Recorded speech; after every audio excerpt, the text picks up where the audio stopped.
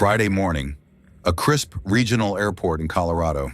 Adrian Cole, a 38-year-old veteran pilot, stands by his sleek turboprop. He's known for one thing, always saying no to weekend family charters.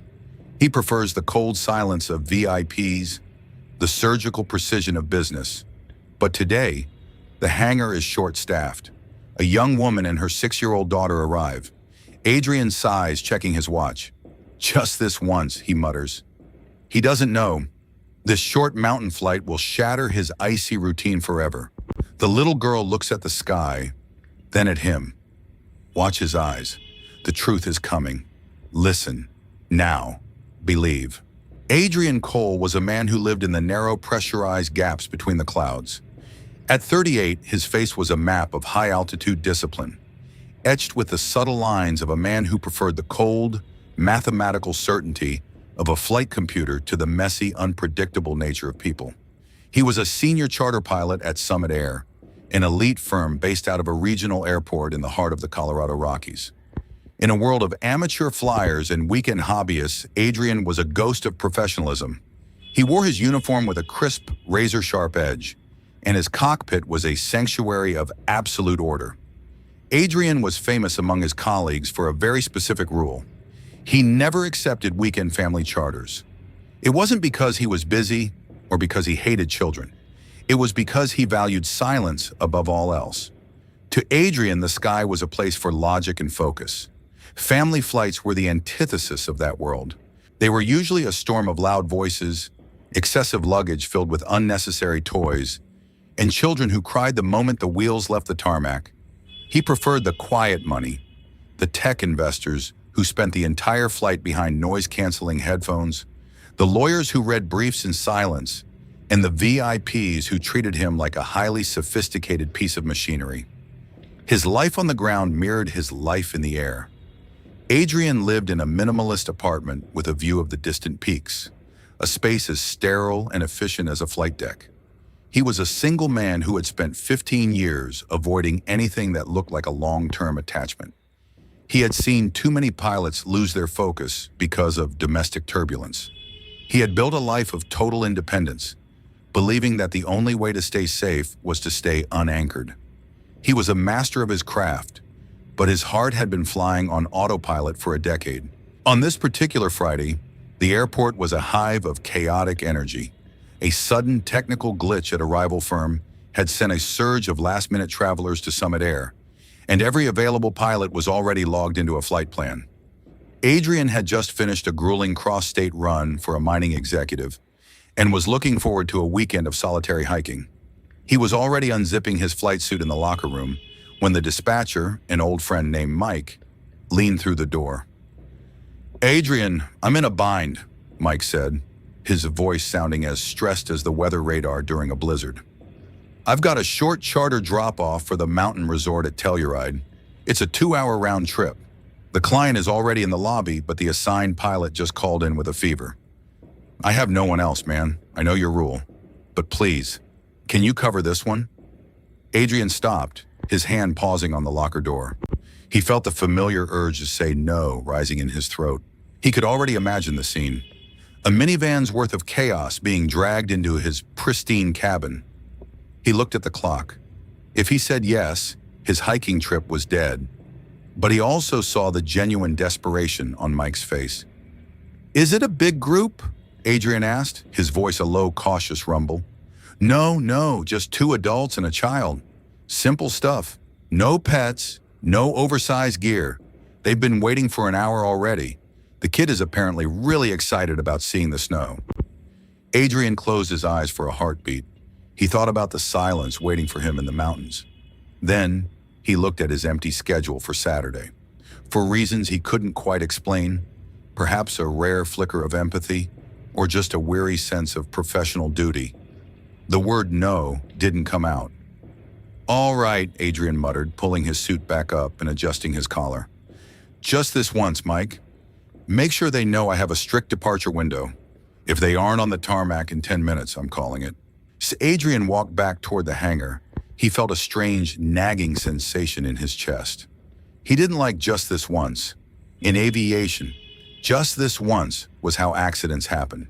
But as the sun hit the wings of his twin-engine turboprop, glinting off the polished aluminum, Adrian Cole had no idea that the chaos he was so afraid of was about to become the only thing he actually needed. He was a man who prided himself on being a leader of machines, but today he was about to be led by the most unexpected passengers he had ever flown. The tarmac was shimmering with the morning heat haze of the high desert. Adrian stood by the air stair of the Beechcraft King Air, his hands behind his back, his eyes hidden behind dark aviators.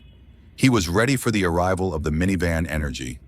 He expected loud voices, frantic parents, and a child running toward the propellers. But when the small group emerged from the terminal, the image didn't fit the script. There was no shouting. There was only a young woman, perhaps 27 or 28, wearing a simple wool coat and worn jeans. She carried a small practical backpack and held the hand of a little girl who looked to be about 6 years old. The child was dressed in a bright red puffy jacket that made her look like a tiny firecracker against the gray concrete. They moved with a quiet, careful rhythm, not the frantic pace of a vacation, but the deliberate motion of people who were cherishing every step. The woman stepped forward, offering a soft, tentative smile. "Hi, I'm Claire. We're sorry for the wait. We know we're lucky you could take us today." Adrian gave a curt, professional nod, his eyes scanning their luggage. 2 small bags. He felt a minor surge of relief. "Adrian Cole, I'll be your pilot for the Telluride leg. We're wheels up in 5 minutes. If you'll please follow me." The little girl, whose name was Lucy, didn't follow immediately. She stopped at the base of the wing, her head tilted back so far she was almost looking at the sky. Her eyes were enormous, filled with a staggering, unshielded wonder that Adrian hadn't seen in a passenger in years. Most of his clients looked at the plane as a bus. This child looked at it like a dragon. "Are you the king of this plane?" Lucy asked, her voice high and clear, cutting through the low hum of the airport fans. Adrian blinked, momentarily thrown by the question. He adjusted his glasses. "I'm the pilot, Lucy. That means I'm in charge of the systems, not a kingdom." Lucy didn't look disappointed. She grinned, a wide, gap-toothed expression that seemed to radiate more energy than the engines. "That's the coolest job ever. Do you get to talk to the birds?" Claire laughed, a light melodic sound that seemed to catch Adrian by surprise. "Lucy, let's not distract the pilot. He has a lot of important buttons to push." "Actually," Adrian said, surprising even himself as he gestured toward the cabin, "the buttons are the easy part. It's the passengers who ask too many questions that are the hard part." Lucy let out a rich, bubbling laugh. "I like him, Mom. He's funny like Grandpa." As they boarded the small aircraft, Adrian watched them settle into the plush leather seats. Usually this was the part where he would shut the cockpit door and put on his headset, creating an invisible wall between him and the cabin. But today, the wall felt thin. He noticed the way Claire was checking Lucy's seatbelt, not with the nervous anxiety of a parent afraid of a crash, but with a gentle, protective reverence, as if the child were made of glass. Adrian climbed into the left seat and began his pre-flight checks. Battery on, fuel pumps engaged, igniters clicking. Usually these sounds were just part of a sterile routine, but through the open cockpit divider, he could hear Lucy's excited whispers. "Mom, the propellers are starting to dance. Look, they're spinning so fast they're disappearing." Adrian felt a strange, uncharacteristic tightness in his throat. He realized he was smiling. Not a polite customer service smile, but a real one. He quickly suppressed it, focusing on the tower's clearance. "Summit Air 42 Alpha, cleared for takeoff, runway 28, the radio crackled. Adrian advanced the throttles. The twin engines roared to life, a powerful rhythmic vibration that shook the airframe. As they began their roll, he heard Lucy gasp. He expected a cry of fear. Instead, he heard a sound of pure, unadulterated joy. "We're doing it, Mom! We're winning!" Adrian lifted the nose. The earth fell away, replaced by the jagged, snow-capped majesty of the San Juan Mountains rising ahead of them. As the plane banked toward the peaks, the sunlight flooded the cabin. Adrian checked his mirrors and saw Lucy with her face pressed against the window, her breath fogging the glass. She wasn't looking for her phone or a movie. She was watching the world change. "Are you scared, Mr. Adrian?" Lucy's voice came through the cabin speaker, her voice sounding small in his headset. Adrian paused, his hand steady on the yoke. "No, Lucy. Why do you ask?" "Because we're so high up. The houses look like Legos. If I was a house, I'd be scared of falling." "The wings are held up by the wind, pal," Adrian explained, his voice softening into a tone he usually reserved for explaining complex maneuvers to trainees. "As long as we keep moving, the air keeps us safe. It's like a big invisible hand holding us under the belly." "I like the invisible hand," Lucy whispered. "I hope it holds us all the way to the snow." Adrian didn't answer, but for the first time in his career, he didn't want to shut the cockpit door. He felt a sudden, sharp realization that his life had been far too quiet for far too long. He had been so focused on the precision of the flight that he had forgotten the magic of the destination. He wasn't just flying a charter today. He was carrying a 6-year-old girl to a miracle. The Beechcraft leveled off at 12,000 feet, cruising smoothly above a sea of white peaks that looked like frozen waves. The sky was an impossible shade of deep, high-altitude blue. Adrian had flown this route hundreds of times, usually while discussing quarterly dividends or carbon tax credits with men in suits. Today the conversation was about dragons, clouds that looked like mashed potatoes, and whether or not the moon went to sleep in the daytime. After 30 minutes of steady flight, the air became glassy and calm. Adrian checked his instruments. Everything was perfectly in the green. On an impulse, he looked back through the divider. Claire was reading a small book, her face serene, while Lucy was staring at the back of Adrian's head with an intensity that he could feel through the seat.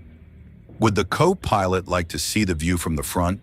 Adrian asked, his voice surprising even himself. Lucy's eyes widened until they were like saucers. She looked at her mother, who gave a slow, encouraging nod.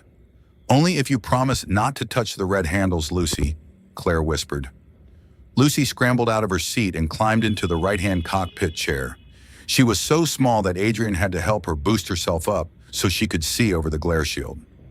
She looked at the array of glowing digital displays, the moving maps, and the rows of circuit breakers. "There are so many buttons," she whispered, her voice full of a hushed religious awe. "Is this how you drive the Dragon?" "This is how I talk to it," Adrian said, pointing to the primary flight display. "See that blue line? That's where the sky is. See that brown part? That's where the mountains are. My job is to keep the plane right in the middle." Lucy reached out a tiny finger, stopping just inches from the screen. "Which one is your favorite?" Adrian laughed, a real, vibrant sound that echoed in the small cockpit. "My favorite? Usually it's the autopilot. It does all the work while I drink coffee." Lucy turned to him, her expression suddenly very serious. "That's cheating, Mr. Adrian. The Dragon wants you to fly it. It's more fun when you're friends." Adrian paused. He looked at the yoke, then back at the little girl. He realized she was right. He had been cheating for years, letting the technology handle the experience while he just monitored the data. He reached out and clicked the autopilot off. He felt the weight of the aircraft return to his hands, the subtle, living resistance of the air against the control surfaces. He felt the plane breathe. "You're right, pal," Adrian said softly. "It is more fun when we're friends." For the next 20 minutes, Adrian gave Lucy a master class in the soul of flight. He showed her how a tiny movement of his wrist made the whole world tilt. He showed her how the power levers made the engines sing a higher note. Lucy was a natural observer, noticing the way the shadows moved across the valleys and how the clouds seemed to duck under the wings. "Why are you taking us to Telluride, Lucy?" Adrian asked, his curiosity finally overriding his professional distance. "Most kids want to go to Disney World." Lucy looked out at the jagged horizon. "Because my doctor said the air is cleaner there, and because I've never seen a real mountain with a hat on." "A hat?" "You know, snow, on the top, like a white party hat. I've only seen them in my books at the hospital. Mom promised that if I was brave during the big sleep, she would take me to the top of the world." The air in the cockpit suddenly felt much thinner. Adrian looked at the girl, really looked at her. He saw the faint, pale scar near her hairline. He saw the way her small hands gripped the armrests, Not with fear, but with a desperate, hungry grip on life. He felt a sudden, cold wave of realization wash over him. Lucy hadn't been on a vacation. She had been in a battle. Adrian's mind raced back to the hospital rooms he had tried so hard to forget after his mother's passing. He remembered the smell of bleach and the feeling of absolute powerlessness. He looked at Claire in the back, who was watching them with a look of profound, quiet gratitude. He realized then that Claire wasn't a client, and he wasn't just a pilot. He was the bridge between her daughter's pain and her daughter's dream. He checked the coordinates for Telluride. He could see the valley opening up ahead, the legendary Box Canyon surrounded by 13,000-foot peaks. Usually, Adrian would take the standard, efficient approach, a straight-in landing to save fuel and time, but today the Dragon wanted to dance. "Hey, Lucy," Adrian said, his voice now full of a new, determined energy. "You want to see the biggest hat in the whole range? It's called Ajax Peak. It's right over there. Erat." He banked the plane sharply to the left, taking a scenic, wide arc around the canyon. He brought the aircraft lower, skimming the edges of the pine forests, close enough to see the individual trees dusted in white. Lucy screamed with delight, her hands pressing against the glass. "Look, Mom, the trees are waving at us. We're flying through the hat." Adrian didn't care about the extra 5 minutes of fuel. He didn't care about the departure window in Telluride. He was focused on the reflection of the mountains in Lucy's eyes. He realized that for 15 years he had been looking for a reason to stay in the sky. He had thought it was the freedom or the view, but as the plane glided toward the runway, Adrian realized the reason was much simpler. It was the feeling of giving someone else the wings they thought they had lost. As the wheels touched the tarmac with a perfect chirping greaser, Adrian felt a strange sense of loss. The flight was over. The logic was returning. But as he looked at the little girl in the red jacket, he knew that the man who always said no was gone, left somewhere high above the peaks.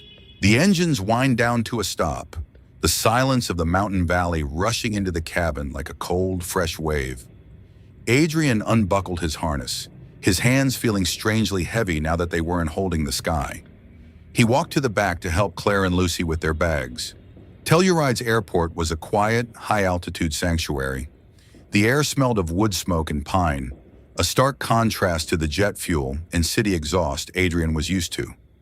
As the air stair lowered, Lucy was the first one out, her boots crunching into the thin layer of fresh powder on the apron. She stopped, spinning in a circle, her arms wide. "We're at the top," she shouted to the empty peaks. "Mom, I can breathe the whole world." Claire stepped down, pausing on the bottom step. She looked at Adrian, her hazel eyes shimmering with an emotion that made him look away. "Thank you, Adrian. Really, that detour, the way you talked to her, you have no idea what that meant." Adrian leaned against the fuselage, his professional mask struggling to stay in place. "It was a calm day, Claire. The physics were on our side." "It wasn't physics," Claire said softly, stepping closer. "Lucy spent 4 months in a sterile ward. She had a rare neuroblastoma. The big sleep she talked about? That was an 18-hour surgery to remove a tumor from her spine. There were days when she couldn't move her legs, let alone dream of flying. Every night she would ask me if the mountains were still there. She was terrified that while she was sick, the world would stop being beautiful." Adrian felt a thick, uncomfortable lump form in his throat. He looked at Lucy, who was now trying to make a snowball. "She's a hell of a fighter," he said, his voice a bit raspy. "She is, and today was her victory lap. You gave her the one thing the doctors couldn't, perspective. You showed her that she's still bigger than the things that hurt her. You didn't just fly us here. You brought her back home to herself." Claire reached into her pocket and pulled out a small, hand-drawn card. It was a picture of a plane with giant, colorful wings and a pilot with big, goofy sunglasses.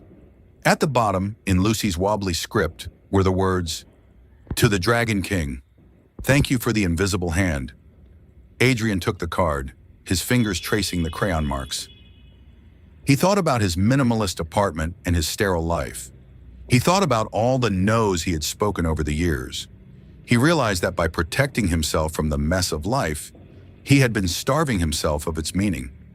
He had been a pilot who was afraid of the very destination he was flying toward. "I'm glad I said yes," Adrian whispered, more to himself than to Claire. "We are too," she replied. The resort shuttle pulled up to the gate. Lucy ran back, grabbing her mother's hand. But then she stopped and looked at Adrian. She didn't wave a casual goodbye. She walked up to him and hugged his leg. A quick, fierce squeeze that felt more powerful than the turbos of his engine. "Will you come visit us, Mr. Adrian?" she asked, looking up at him. "We're staying at the lodge with the big fire. I can show you how to make a snowplane." Adrian looked at Claire, who was watching him with a hopeful, open expression. He didn't check his schedule. He didn't think about his solitary hiking trip. He didn't even think about the return flight. "I think I can manage that," Adrian said, a real unburdened smile finally breaking across his face. "But only if the snowplane has an autopilot." Lucy laughed, her joy echoing off the hangar walls.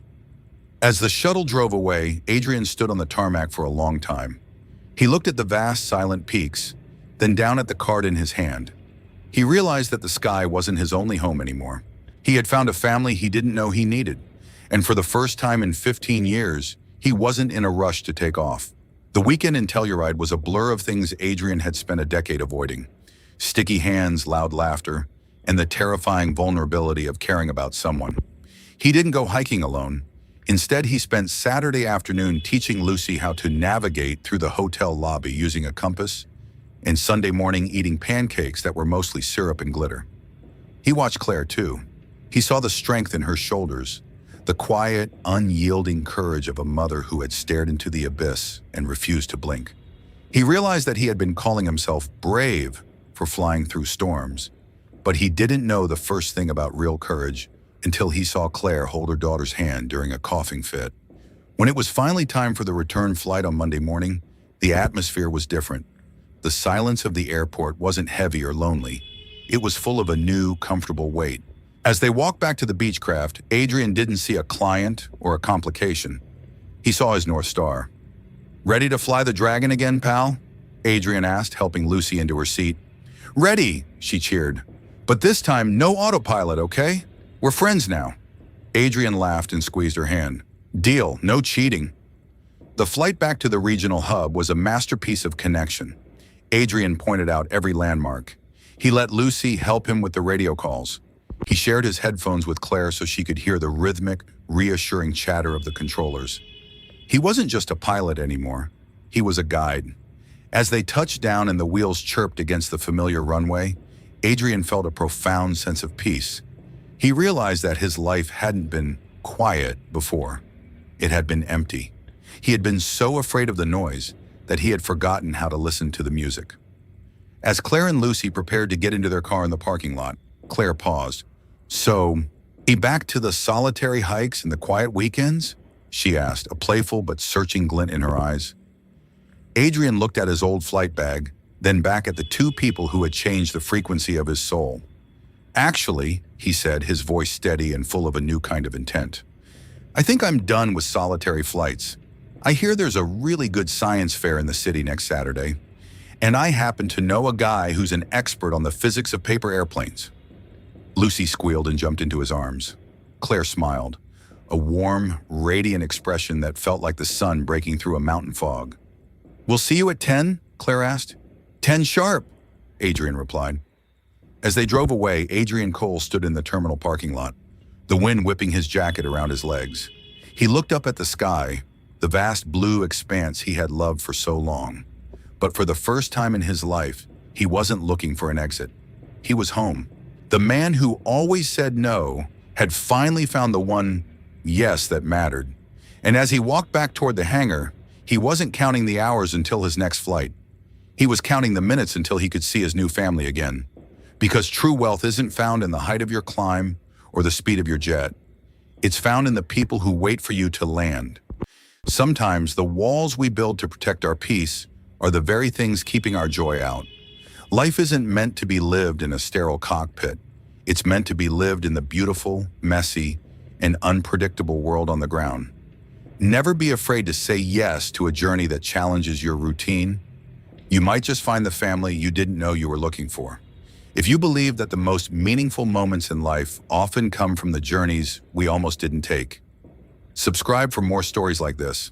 And tell me in the comments, have you ever said yes to a simple trip that ended up changing your entire life?